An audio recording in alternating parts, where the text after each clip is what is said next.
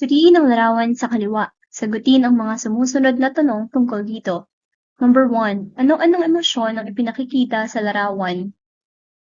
2. Ano-anong sitwasyon ang maaaring magdulot ng ganitong mga emosyon? 3. Alin sa mga emosyong ito ang madalas mong nararamdaman at bakit? 4. Paano mo pinamamahalaan ang iyong mga emosyon?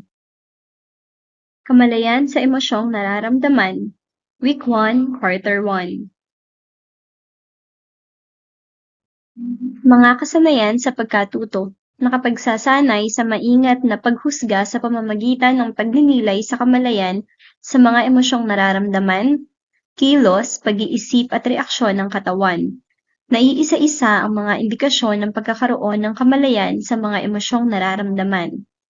Napatutunayan na ang emosyong nararamdaman ay nakatutulong upang lubos na makilala ang sarili at pakatugon ng wasto sa mga nararamdaman sa bawat sitwasyon tungo sa pagpapaunlad ng sarili at ugnayan sa kapwa. Naipakikita ang pagkilala sa mga emosyong nararamdaman. Emosyon.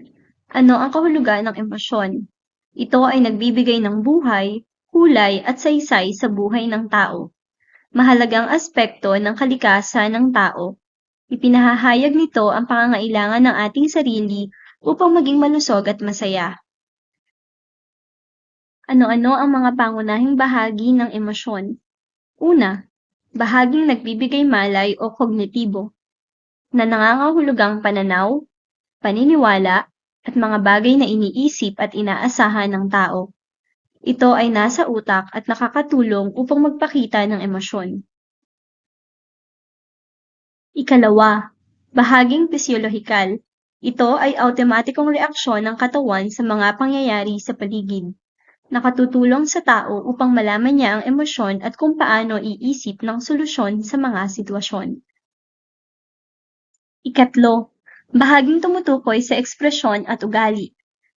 Ang ekspresyon ng mukha, tindig ng katawan, galaw o kilos, tono ng boses na nagpapakita ng iba't ibang anyo ng ekspresyon at ugali ng tao bunga ng kanyang emosyon.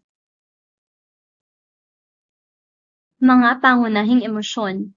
Ito ay nahahati sa dalawa. Una ay ang mga emosyong nakasisiya. 1. Pagmamahal. 2. Paghahangad. 3. Pagkatuwa. 4. Pag-asa. 5. Pagiging matatag. Pangalawa ay ang mga emosyong nagpapahirap sa damdamin. 1. Pagkamuhi. 2. Pag-iwas. 3. Pagdadalamhati. 4. Kawalan ng pag-asa. 5. Pagkatakot. At 6. Pagkagalit. Tamang pamamahala ng matinding emosyon. Una, pagkabagabag, bunga ng kasalanan. Ang tamang pamamahala nito ay huwag ipunin o ibaon. Isulat sa tala-arawan kung ayaw sabihin o sumulat sa taong nagawa ng kasalanan kung hindi kayang kausapin. Idulog sa mapagkakatiwalaang tao upang mabigyan ka ng tamang payo. Ikalawa ay ang pagkatakot. Ang tamang pamamahala nito ay ang paglilinaw sa mga sitwasyon o bagay na kinatatakutan. Pagganap sa mga solusyon upang maharap ang pinagmumulan ng takot. Pagpapakalma sa isip at katawan sa gitna ng kinatatakutan. Ikatlo ay ang pagkalungkot kakambal ng galit.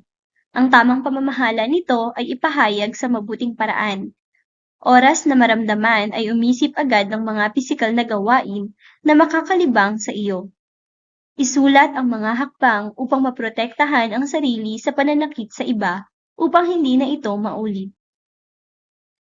Emotional quotient or EQ. Ang emotional quotient ay kasanayang magkaroon ng mataas na kamalayan at epektibong kasanayan upang mapangasiwaan ang emosyon ng may batayang rasyonal para sa pangmatagalang kaligayahan ng tao.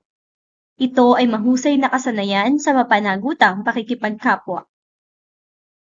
Ang emotional quotient ay may dalawang aspekto. Una ay ang intrapersonal na kagalingan na tumutukoy sa pakikipag-ugnayan sa sarili. Ikalawa ay ang interpersonal na kagalingan na tumutukoy naman sa kakayahang umunawa sa ibang tao. Sa madaling salita, ang emotional quotient ay kakayahang kumilala, umalam, at umunawa ng mga damdaming pansarili at ng ibang tao. Ito ay kakayahang gamitin ang mga kapangyarihan at kagalingan ng mga damdaming ito upang magdulot ng makatao at positibong enerhiya, impormasyon at impluwensya. 5 elemento ng emotional quotient o EQ. 1. Kamalayan sa sarili. Ito ay ang pagkilala sa sariling emosyon. 2. Pamamahala ng sariling emosyon. Ito ay epektibong pagpapahayag ng damdamin batay sa kaangkupan nito sa pagkakataon o sitwasyon. 3. Motibasyon. Ito ay kakayahang magtimpi o magpigil sa isang bagay o gawain na hindi dapat. 4. Pagkilala at paggalang sa damdamin ng iba. Damahin at unawain ang pangangailangan ng kapwa.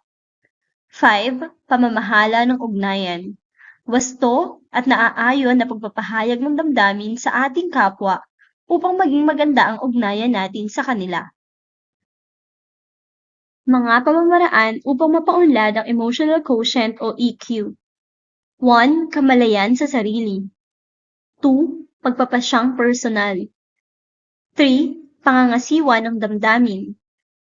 4. Pag-eehersisyo at paglilibang. 5. Pag-unawa sa damdamin ng iba. 6. Komunikasyon. 7. Pagiging bukas sa sarili. 8. Pag-unawa sa pagkatuto. 9. Pagtanggap ng sariling kalakasan at kahinaan. 10. Pananagutang personal. 11. Pagiging asertibo. 12. Pangkatang gawain. 13. Pag-aayos ng salungatan at 14. Espiritualidad. Para sa ating gawain, gamit ang graphic organizer, isulat sa loob ng talulot ng bulaklak ang mga kasanayang kakailanganin upang mapaunlad ang emotional quotient o EQ.